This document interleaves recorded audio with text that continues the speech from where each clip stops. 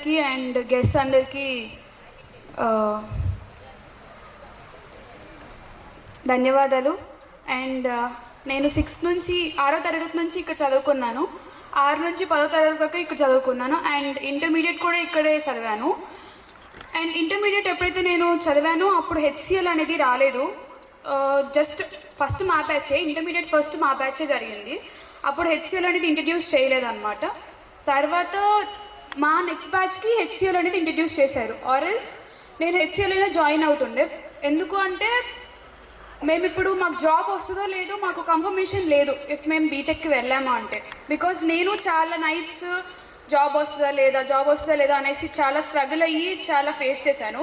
But whenever ఈ కాలేజ్కి ఎప్పుడైతే వచ్చామో హెచ్సిఎల్ అనేది లైక్ కన్ఫర్మేషన్ ఇస్తుంది అనమాట. లైక్ జాబ్ వస్తుంది నీకు 18 ఇయర్స్కే. ఎప్పుడైతే నువ్వు ఇంటర్మీడియట్ నుంచి బయటకు వెళ్ళిపోతావో నీకు అప్పుడే లైక్ ఎవ్రీథింగ్ ఎక్స్పీరియన్స్ కానివ్వండి, లేకపోతే జాబ్ కన్ఫర్మేషన్ కానివ్వండి, ఎవ్రీథింగ్ అనేది మీకు ఈ హెచ్సిఎల్ ద్వారా వస్తుంది. నాకేదైతే కన్ఫర్మేషన్ లేదు, నా తోటి విద్యార్థులకి చాలామందికి జాబ్స్ రాలేదు. సో వాళ్ళు ఏంటంటే ఇంట్లో ఎలా ఫేస్ చేయాలి, పేరెంట్స్ ముందు ఎలా తలెత్తుకోవాలి అనేసి వాళ్ళు ఇప్పుడు స్ట్రగుల్ అవుతున్నారు. సో బెటర్ మీరు ఇప్పుడే మంచి డెసిషన్ తీసుకొని వాళ్ళని హెచ్సిఎల్లో జాయిన్ చేస్తే మీ పిల్లల ఫ్యూచర్ కూడా బాగుంటుంది. అండ్ వాళ్ళకి కొంత ఎక్స్పీరియన్స్ అనేది వస్తుంది అనమాట మీకు హెచ్సిఎల్లో జాయిన్ అవుతే. అండ్ యుఎస్ కంపెనీస్ కానివ్వండి, లేకపోతే ఇండియాలో టాప్ కంపెనీస్లో నీకు ప్రాజెక్ట్స్ అనేవి ఇప్పిస్తారు.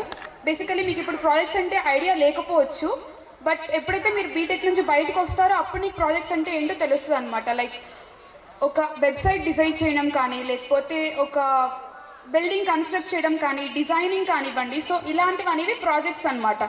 సో ప్రతి కంపెనీకి ఇలాంటి ప్రాజెక్ట్స్ అనేవి కొన్ని ఇస్తారు. సో అలాంటి ప్రాజెక్ట్స్ అనేవి మీకు ఎప్పుడైతే ఇంటర్మీడియట్ నుంచి బయటకు వెళ్ళిపోతారో, ట్రైనింగ్ అనేది కంప్లీట్ అవుతుందో అప్పుడు మీకు జాబ్ అనేది వచ్చిన తర్వాత టాప్ కంపెనీస్ ప్రాజెక్ట్స్ అనేవి మీ దగ్గరకు వస్తాయి.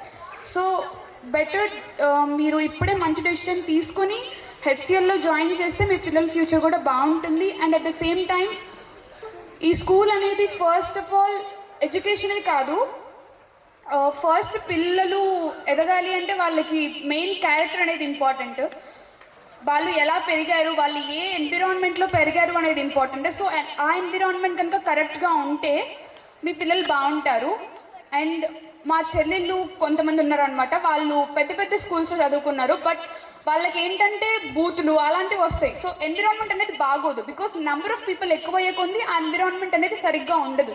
ఇక్కడ ఏంటి లిమిటెడ్ పీపుల్, మోర్ ఫోకస్ అనేది ఉంటుంది.